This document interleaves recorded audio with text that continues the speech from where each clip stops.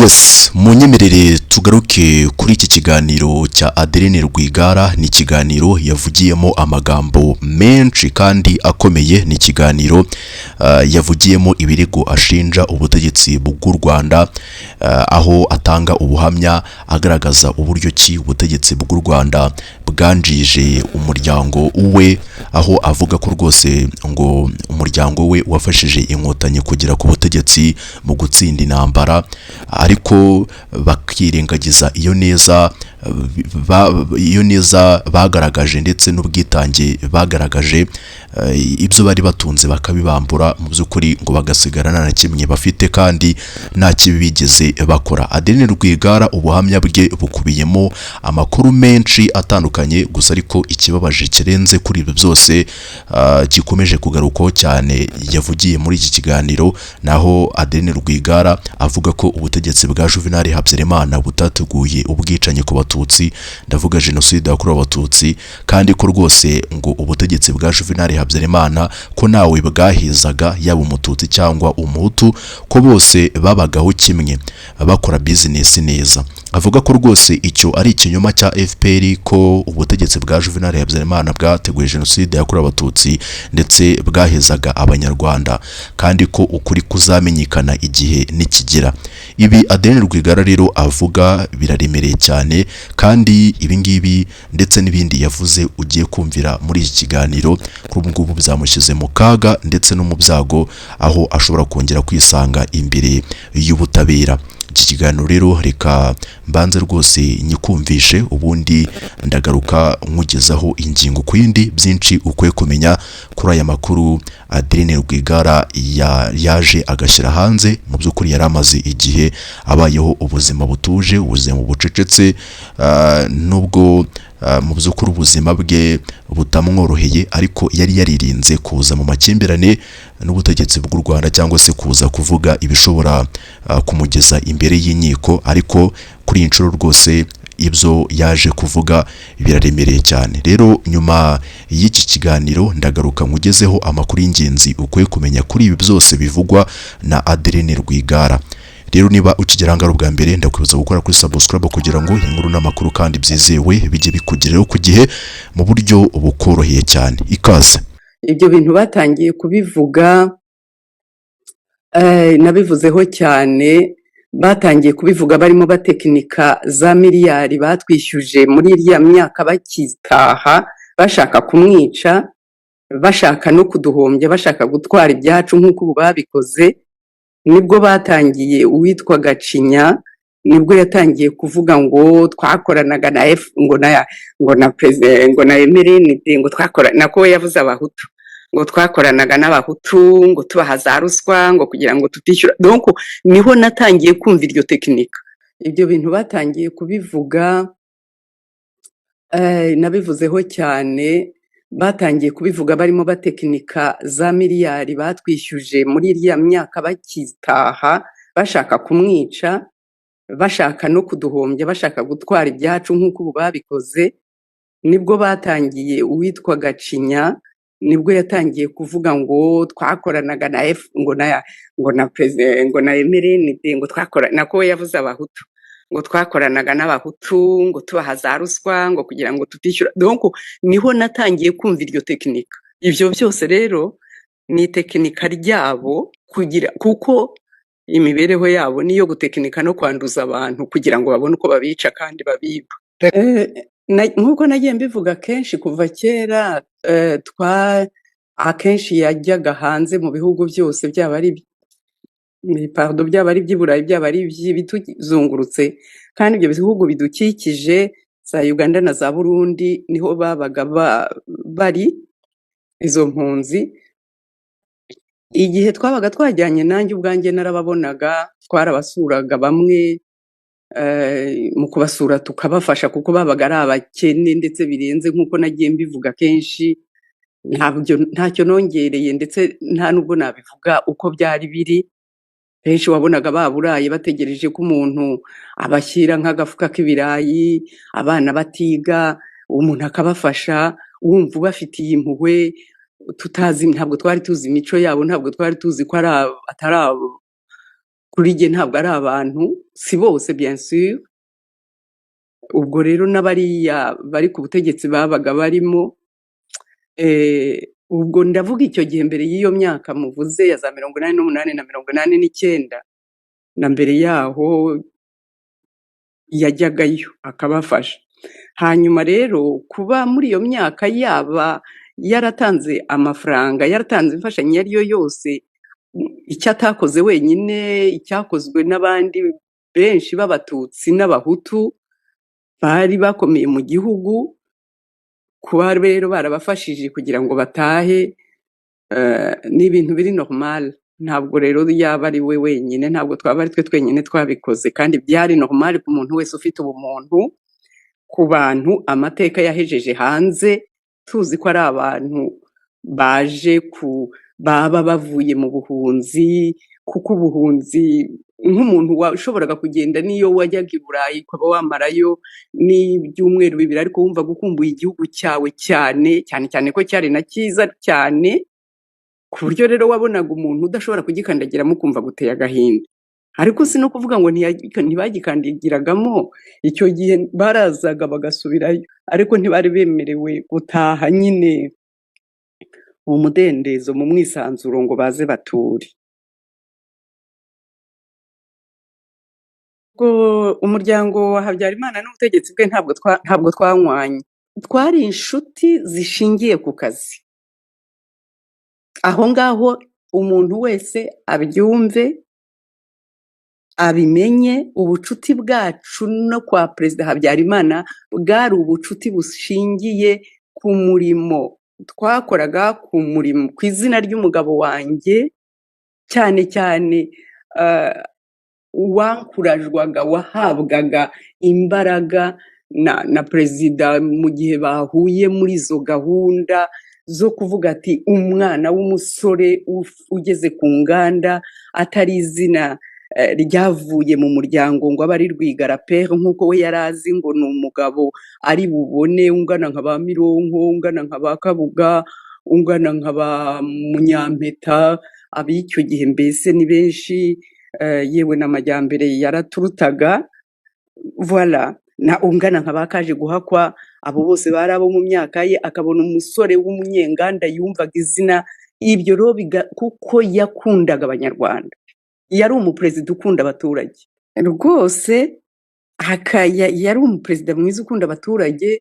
Abatutsi bareka baracuruza batera imbere, ariko abatutsi bose bari bameze neza, abashoboye kujya mu bucuruzi, kandi barafashanyaga. Udafite amafaranga bakamuteraniriza bakamuha, agacuruza agatangira neza, kuko nta nkomyi yabaga ihari, ikazamuka. Kandi nk'uko mubivuze, abana bacu bariga, bigana n'ababo mu mashuri yabo, tukabonamo imyanya, voilà. Muri make nagira ngo gusa nkosora iryo jambo ryo kuvuga ko twari twaranywanye, navugaga nti twabanye neza kubera akazi twakoraga, ariko kuba twarabanye neza noneho tukagira ubumuntu, umugabo wanjye akagira ubumuntu, akaba ni nk'uko umuntu uri mu Rwanda ubu ngubu, ni urugero ngiye kubaha, umuntu uri mu Rwanda nonaha kandi ari muri FPR, sinavuga ngo ari umwambari, mbese ari umuntu FPR yumva ukorana nayo, yareba abantu bari hanze bamazeyo imyaka, kuko hari abantu bahunze muri za 97 na 6 n'8 gutyo, rugikubita bamaze kubabona, uwagize ubwenge yahise ababona ahita agenda, uwari ubazi ko amaherezo abona ko bazamwica. Rero ni nk'uko nawe uyu mwanya yagira icyo yakora cyo gufasha abari hanze, nk'uko iyo nkoze ibiganiro, iyo dukoze ibiganiro, namwe ubu ngubu aho muri mu Budage mwarabitangaje ko mwahunze, sinzi niba mwarahunze nk'abandi, nako mwabivuzeho ko mwabonaga hari ibitagenda, ndetse muba mucecetse kugeza igihe umuryango uza. Donc ni nk'uko umuntu uri ubu ngubu yagira icyo afasha abantu bari hanze badafite uburenganzira bwo gusubira mu gihugu kuko basubiyeyo bakwicwa kandi n'abariyo baricwa buri segonda. Aramutse abikoze ntabwo kwaba ari ukugambanira ubutegetsi bwa FPR kuko abumerewemo neza, ahubwo kwaba ari uko ari umunyarwanda ukunda bene wabo kandi ufite ubumuntu. Umuntu ufite bon sens wese ntabwo yanezezwa n'uko umuntu ahezwa inyuma y'igihugu, kuko kuba twarafashije abatutsi nta umuntu ubungubu yagira romoro. Ubungubu jyewe naje kugira rogere rwose, ngira romoro, ndavuga nti iyo menya ko ari amabandi twafashije ngo batahe tuzi yuko baje kubana n'abantu amahoro no gufatanya n'abandi, bwaba ari ubuyobozi bwaba ari ukuba abaturage nk'abandi. Iyo menya ko ari abangaba nta n'uwari no kubacira n'akari urutega kuva na mbere hose. Niba ari ukubera n'ukuntu twari tumeze mu gihugu tutarahuye na FPR, burya utarahura na FPR uba uri umutesi. En fait jyewe ntarahura na FPR mu mutwe wanjye, yenda no mu myaka sinari mukuru cyane, ariko no mu mutwe wanjye n'imibereho twagize, uko twavutse n'uko twakuze n'uko twayobowe n'ubutegetsi bwa Habyarimana, kuko nibwo navuga natangiye gukurikira. Navuga ko nari umutesi, navuga ko nari nk'umwana mu mutwe, kuko burya ugukanura cyane navuga ko kuzanwa n'imiruho. Icyo kintu ntabwo nakurikiraga cyane politike, nta nubwo nayikurikiye rwose. Gusa numvise ko Habyarimana yari yemeye ko baza bakagabana, yari yabemereye kuza, ariko bahitamo guhita batera. Icyo gihe rero mu guhita batera nta wari uzi n'abo bacuruzi bose, si twe twenyine. Mwazaha interview n'abo kwa Kaje Guhakwa barahari, mukaha interview abo kwa Perezida Bizimungu, mukaha interview abo kwa Sendashu n'abandi benshi. Ni ukuvuga ngo ababafashije bose nta wamenye ngo uyu munsi bari butere cyangwa uku kwezi bari butere cyangwa uyu mwaka bazatera. Habayeho kubafasha ariko nta wagiye inama nabo. Agatsiko kabo kajyaga inama karatunguranye, birengagiza ayo masezerano bari bakoranye na leta ya Habyarimana mu muryango w'abibumbye nk'uko mubivuze, ahubwo barataka kuko jisoma batashakaga guparitaje igihugu, batashakaga kugabana ubutegetsi nk'uko Habyarimana yari yabyemeranijwe nabo. Bahitamo kuza muri buriya buryo kugira ngo barimbure. Iyo nkunga se ko Perezida Habyarimana yari ari mu manegociation, ko mubizi pardon, ko yari ari muri negociation, donc ko yari ari mu mishyikirano, bagendaga mu mishyikirano azi ko bagiye gutaha neza ari nta kibazo. Mbere iyo mishyikirano ko yari ihari, yari gutekereza gute ko bazamutera? Uko ntekereza giye, uko mbyumva, ibyo nibyo ntekereza, kuko yashyikiranaga nabo Habyarimana, niko tubyumva, cyangwa twabikurikiraga gato twabashaga gukurikira, donc kugira ngo batahe neza. Noneho rero ntabwo nta nubwo yari kuyoberwa yuko umuntu yahura nabo, kuko Assinapol yaragendaga akajya za Uganda mu kazi, akajya ibihugu byose akagaruka, kandi ntibigeze bamwataka.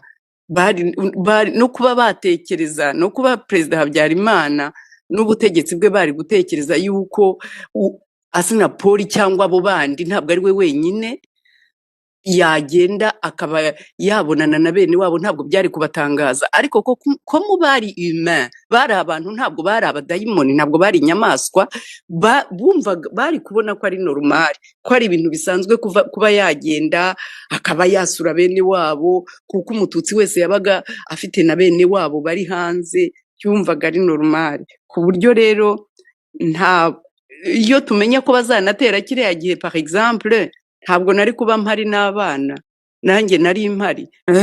Usibye ko nta n'ikintu, nta na faveri yindi batugiriye. Twakaga kredi nk'abandi, tugakora nk'abandi igihe tuyikeneye, ubundi tugakora. Donc nta faveri yindi Perezida Habyarimana yagiriye Rwigara, oya. Yewe n'ubu no mu kiganiro nakoze nimugoroba naraye mbivuze, n'ibiganiro nakoze kuva kera. 90 yarateye fre ya mbere, bamaze gutera icya mbere baraduhize, urabyumva, baraduhiga cyane, baduhigana n'abandi n'imiryango cyangwa se na bene wabo b'abandi batutsi. Twarahizwe rero cyane icyo gihe. Asinapoli we ntiyari ahari 90 batera FPR itera, ntiyari ahari, ariko jye n'abana natwe twabaye menase cyane. Donc naraye nabivuze, twabaye cyakora nagize Imana n'abavandimwe banjye twaratatswe cyane, turahigwa cyane n'ababyeyi banjye. Cyakora ngira Imana nigisha ku mumisiyoneri w'Umumerika n'abana, abavandimwe banjye baricwa barafungwa, baricwa ababyeyi banjye baricwa barafungwa n'abaramu banjye. Imitungo yacu icyo gihe bayigabijemo, amasitoke yose barayatwara, n'ibintu birumvikana.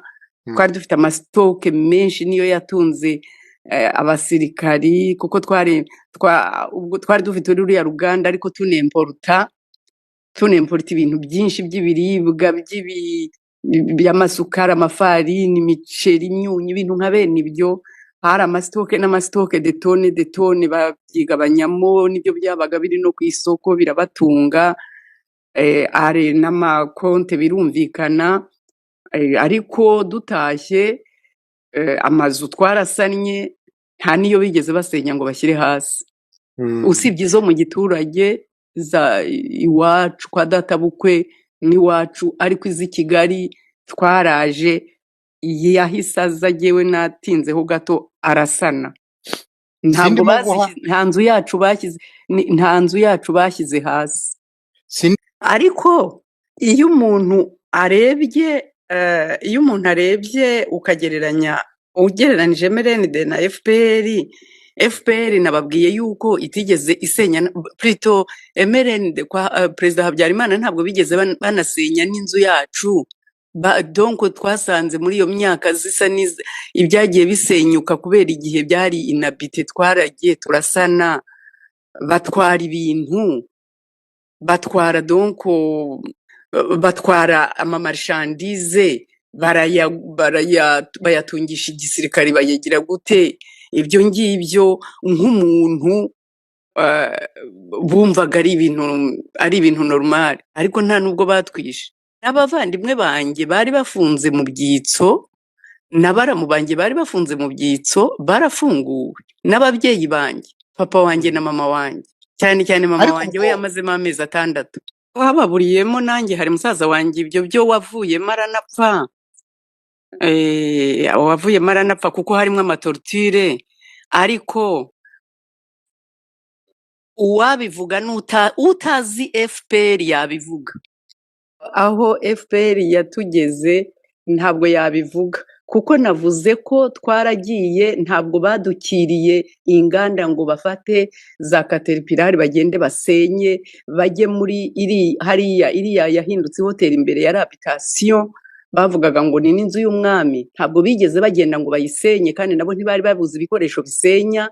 Ntabwo bagiye mu mazu yacu yari impande zose ngo bagende basenye, ahubwo tuje Asinapoli yayacumbikiyemo imiryango y'aba ngaba baje batari bafite aho baba, yose baraje turayibagabanya. Icyo bakoze ni izo marchandise bagiye mu masitoke baratwara. Ntabwo mbizi kuko sindi n'umupoliticienne en fait. Bampinduye we ku ngufu, ariko simbirogreta. Ariko nkurikije jyewe uko bari abantu bari bateye, abo nari nzi, ndavuga abo mu butegetsi bwa Habyarimana, nkurikije uko bari bateye, sinshobora, ntabwo nakumva ukuntu binjiye kuba bategura jenoside. Ntekereza ko harimo ukundi kuboko, harimo indi mbaraga, ntabwo ndi burenzaho.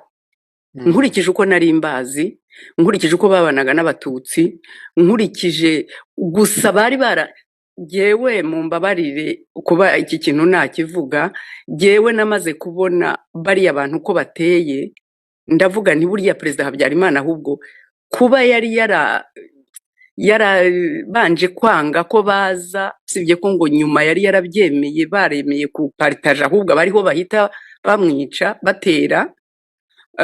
jyewe ntekereza ko yari abazi, jye nuko nabitekereje ko yari abazi nkurikije jyewe ibyo bankoreye uko nababonye. We yenda yari afite ukuntu yabanye nabo yabamenye twe tutabazi, noneho agatekereza ati nibaza bazatumara, ubwo agasa n'ukingira abana be, ariko ibyo ntiyabivugaga, ntabwo tubizi, akingira abaturage. Jye nuko mbitekereza, ariko nkurikije uko nari mbazi mu myaka, ubwo umuntu w'umunyenduga wo muri iriya myaka mbere ya doko muri za 73 anyumvise yantuka yababara, ariko icyo gihe ntacyo nari nzi, bambabarire, ndavuga ibyo kwa Habyarimana. Umuntu wese rero doko nashakaga kuvuga yuko ntabwo nabyumvise mu minsi ishize, navuze na bamwe baba responsable baparticipiye muri jenoside, ariko mvuga nti nari mbazi n'imiryango yabo ari abantu b'indakemwa. Icyo gihe rero bikazana ikintu cyo kwibaza, kandi umuntu wese akakibaza ati hari harimo indi mbaraga tutazi, kuko abantu bo kwa Habyarimana ntabwo bari kugira ngo badukire abantu babice komsa, badukira abatutsi babice nk'uko byagenze, ahubwo hari harimo indi mbaraga. Iyo mbaraga rero izamenyekana igihe nikigera. Nk'uko rero ubyiyumviye, Adeline Rwigara ibyo nibyo yavugiye muri icyo kiganiro, ni byinshi yavugiyemo, ariko reka duhagarikire ahangaha kugira ngo natwe twinjire mu gice cy'ingenzi cyane ukwiye kumenyeramo iby'ingenzi kuri ibi Adeline Rwigara yatangaje, ndetse n'ibyago magingo ya ari mu mazi abira. Ntabwo twabura kubivuga, kuko ibyo yavuze mu by'ukuri yabivuze yirengagije ukuri kw'ibyabayeho ndetse n'amateka uko abigaragaza. Cyane cyane ibi ngibi mu by'ukuri yabitewe n'uburakari yatewe n'ibyamubayeho ku butaka bw'u Rwanda, aho imitungo yose yari yarasizwe n'umugabo we yatejwe cyamunara, agasigara nta na kimwe afite. Amwe mu mazu bari batunze nayo agirwaho ingaruka, mu by'ukuri bahomba byose mu kanya gato nk'ako guhumbya. Ibi ngibi rero byamuteye uburakari bukomeye cyane bwo kwanga ubutegetsi bw'u Rwanda, aho yatangiye rwose kubushinja uko ari bwo bwateguye jenoside yakorewe abatutsi. Muri make yaragushinja inkotanyi ko arizo zateguye jenoside yakorewe abatutsi mu Rwanda 94, nyamara kandi azi ibyabayeho ubwo we n'umugabo we wafataga icyemezo cyo gufasha inkotanyi mu rugamba zari zirimo, nk'uko nawe ubwe abivuga, no kuba bari bazi neza ko inkotanyi zirwanira ukuri kandi ko zikwiye gufashwa kugira ngo u Rwanda rube rwiza, nabo babone igihugu cyiza bakoreramo izo business zabo. Rero ibyo ngibyo mu by'ukuri arabyirengagiza, ahubwo we akagaragaza ko akwiye kuvuga nabi ubutegetsi bw'u Rwanda, ndetse akwiye kumenyesha abanyarwanda ibitari byo. Wenda reka ibizo tubyinjiremo, uko iyi nkuru turi bugende tuyinjiramo niko nawe uri bugende usobanukirwa ibyago kuri ubu ngubu Adeline Rwigara arimo. Guhakana ko rero jenoside itateguwe no gupfobya gukomeye cyane. Amateka agaragaza ko kuva mu 1990 igihe RPF inkotanyi yatangizaga urugamba rwo kubohora igihugu, ubutegetsi bwa Habyarimana bwari bwatangiye gushyira mu bikorwa imigambi ihamye. Polisi n'inzego z'ibanze zatangiye gukora urutonde rw'abatutsi n'abanyepolitike batavugaga rumwe n'ubutegetsi. Yewe itangazamakuru naryo rishyirwamo urwango rwo ku rwego rwo hejuru. Hashinzwe radio RTM n'ikinyamakuru Kangura byakanguriraga abahutu kwica abatutsi babita inyenzi. Ikindi rero ni ugutoza interahamwe. Hashyizweho ikigo cyatozaga urubyiruko rwo muri MRND, rwaratojwe ruhabwa intwaro zirimo imbunda ndetse n'imipanga n'izindi ntwaro gakondo. Ibyo bikorwa mu gihugu hose. Rero mbere ya 1994 nanone habayeho ubwicanyi bwageragezwaga mu Bugesera, Kibirira n'ahandi hatandukanye hagamijwe kureba uko abaturage bazitwara. Adeline Rwigara rero avuga ko bose babagaho kimwe, ariko yibagiwe ko abatutsi bari barahejejwe mu nzego z'ubutegetsi, mu mashuri, kandi bagahora bagenda bameze nk'aho bikandagira, batinya ko isaha n'isaha bashobora kwicwa. Kuri Adeline rero ubu buhamya si ubw'amateka ahubwo ni ubw'uburakari bushingiye ahanini ku bibazo bye n'umuryango we bafitanye n'ubutegetsi buriho mu Rwanda nyuma y'urupfu rw'umugabo we Assinapol Rwigara 2015 rwemejwe ko rwavuye ku mpanuka ariko umuryango ukabyanga. Adeline yahinduye isura atangira gukoresha amagambo akurura amacakubiri.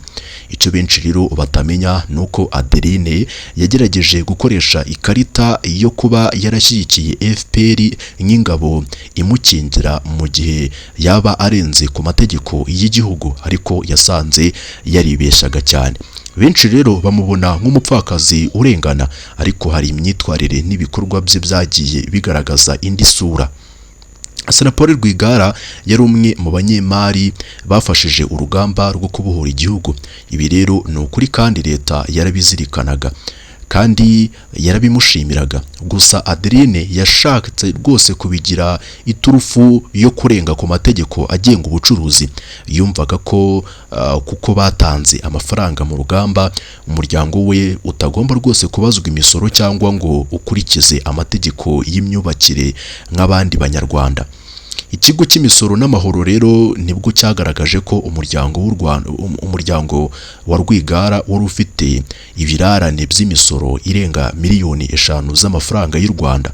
Aho kugira ngo rero Adeline yishure, yashatse kubihindura ikibazo cya politike, avuga ko ari akarengane. Nyamara amategeko y'imisoro agonga buri wese, yaba umukire cyangwa umukene.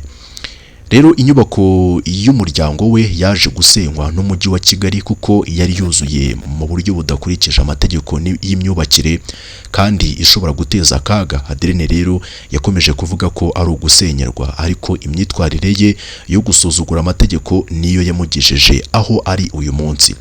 Mu majwi rero yagiye hanze yo kuri WhatsApp, Adeline yumvikanye akoresha amagambo asebya ubutegetsi kandi akurura urwango rushingiye ku moko, ibintu bishobora rwose gusubiza igihugu mu mwijima.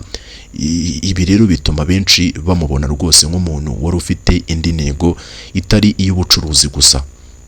Hari rero imyumvire Adeline Rwigara yashatse gukwiza, avuga ko umuryango we wibasiwe kubera ubukire bwabo cyangwa se kubera ko bari bafite ijambo mu bukungu. Ibi ariko iyo bisesenguye mu mibare no mu miterere y'ubukungu bw'u Rwanda, usanga ari ikinyoma cyambaye ubusa kubera impamvu zikurikira. Mu gihe cy'ibibazo by'umuryango wa Rwigara, u Rwanda rwari rufite kandi ruracyafite abanyemari benshi, cyane cyane bamaze kubaka inganda, amahoteli n'ibigo by'ubucuruzi bikubye inshuro nyinshi ibya Rwigara. Iyo leta rero izo kuba ifite gahunda yo gusahura abakire, ntabwo yari guhera kuri Rwigara, ahubwo yari guhera ku bacuruzi bakomeye mu nzego z'ubwubatsi, ikoranabuhanga n'ubwikorezi bari bafite imitungo ihambaye cyane. Iterambere rero ry'u Rwanda rishingiye ku ishoramari. Leta y'u Rwanda ntiyakwirirwa rwose isenya umunyemari umwe, kuko n'ubundi biba ari ugusebya isura y'igihugu mu mahanga no mu bushoramari no mu bashoramari muri rusange. Icyabaye rero kuri Rwigara si ugusenya umukire, ahubwo kwari ukureba niba uwo mukire asumba amategeko. Ubukire rero bw'umuryango wa Rwigara bwashatse kwihisha inyuma y'amateka yo gufasha FPR kugira ngo badatanga imisoro. Mu bihugu rero byateye imbere, kunyereza imisoro ni icyaha mu by'ukuri gihanwa bikomeye. Icyo Rwanda Revenue Authority yakoze ni ugukurikiza amategeko ku mafaranga agera kuri miliyoni 5 z'amadolari, kuri miliyoni 6 ubwo z'amadolari y'Amerika. Ubwo ngubwo agera muri miliyari 7 z'amafaranga y'u Rwanda. Ni amafaranga rero yari yaranyerejwe. Guteza rero imitungo ya Rwigara ni igikorwa mu by'ukuri gikorwa kuri buri wese wananiwe kwishyura amadeni y'amabanki cyangwa se amadeni y'imisoro y'ibirarane. Adeline Rwigara rero mu ruhame mu by'ukuri akunda kugaragara nk'umuntu usenga cyane, ariko mu bikorwa akorera mu rwihisho no mu mvugo ze hari byagiye bimenyekana byerekana ko atari umwere nk'uko nawe ubwe abyerekana. Adeline rero yagiye arangwa n'agasuzuguro gakabije ku nzego z'ibanze n'iz'umujyi igihe cyose bamubazaga ku bijyanye n'inyubako ye itemewe n'amategeko cyangwa se imisoro. Ntiyasubizaga mu buryo bw'amategeko, ahubwo yasubizaga mu buryo bwa politike no gutuka abayobozi abita inkoma amashyi cyangwa se abasahuzi. Rimwe na rimwe akavuga ati muzi uwo ndi we, muzi icyo nsobanuye ku butegetsi bw'u Rwanda, mwumve mu maso. Rero amakuru avuga ko mu muryango we ari we uza ku isonga mu gufata ibyemezo bikaze, kandi akaba ari nawe rwose wagiye asunika abana be mu nzira z'ubukana, mu nzira mu by'ukuri twavuga ko ari nk'izo gufata ibyemezo bibaruta, akabashyira mu kaga k'amategeko kugira ngo we ku giti cye agere ku ntego ze zo kwihorera kuri leta. Mu majwi rero yagiye hanze byagaragaye ko Adeline yari afitanye umubano n'abantu nka Kayumba Nyamwasa n'abandi barwanya ubutegetsi bw'u Rwanda bari mu mahanga. Ibi byerekana ko rero ibibazo bye bitari iby'ubucuruzi gusa, ahubwo yari yarageze mu rwego rwo gushaka guhungabanya umutekano w'igihugu bitwaje ko basenyewe. Rero amanyanga ye mu by'ukuri akomeye nuko yibwiraga ko kubera ko umugabo we yafashije urugamba, umuryango wabo uri hejuru y'amategeko. Iyo rero bimeze gutyo mu by'ukuri bishobora kubakoraho, kuko icyo bibwiraga si cyo babonye. Bari bazi ko icyo bazakora cyose nta muntu uzabakurikirana, ariko basanze bari kwibeshya. Ibingibi rero mu by'ukuri nibyo bikomeje gutuma afata ibyemezo bikomeye, birimo no kurengera ashinja inkotanyi ko arizo mu by'ukuri zakoze ayo marorerwa yagwiririye u Rwanda.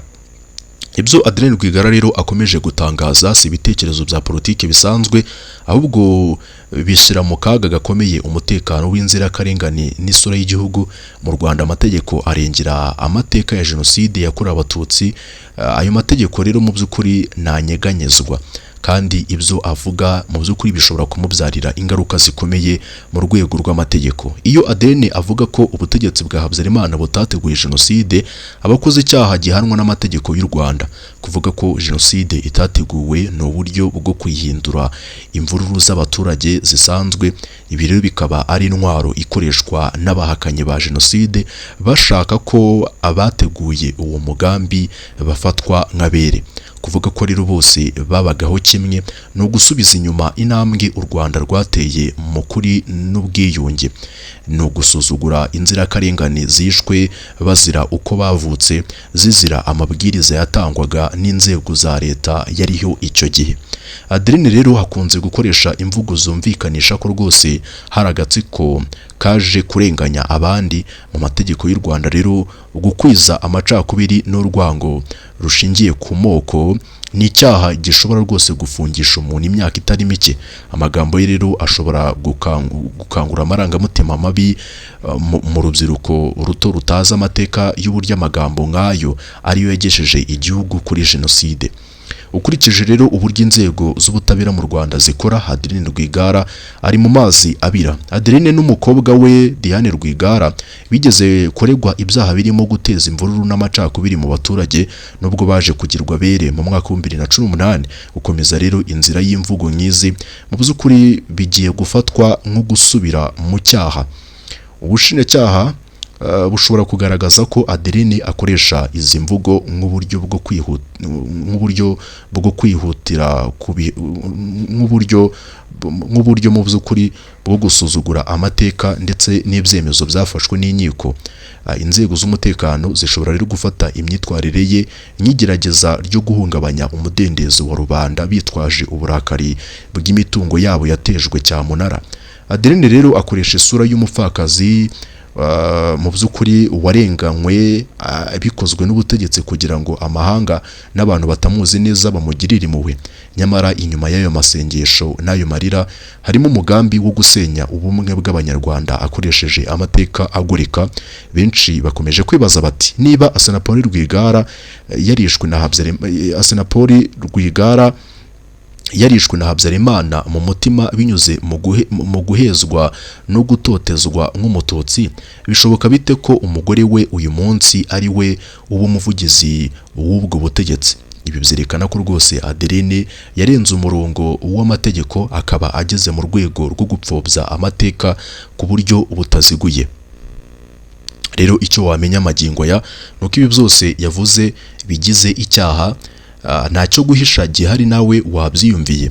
Ubona nawe uragenda utanga igitekerezo cyawe muri comment. Gusa ariko Adeline Rwigara muri iki kiganiro yavugiyemo ibintu byinshi bitandukanye, yavugiyemo ingingo nyinshi zitandukanye, rero tuzagenda tubigarukaho. Nejo tuzagaruka ku yindi ngingo yavuze, agaruka n'ubundi ku bakozi ba Bralirwa bagabweho igitero n'interahamwe babipfiramo, batwikiwe muri bisi. Ibyo ngibyo rero mu by'ukuri biratangaje cyane uburyo avuga ko ari ubutegetsi bw'u Rwanda bwabikoze. Mu by'ukuri biteye isoni no kubivuga mu magambo gutyo gusa, niyo mpamvu ahanini najya nsubiramo uko amagambo yayavuze.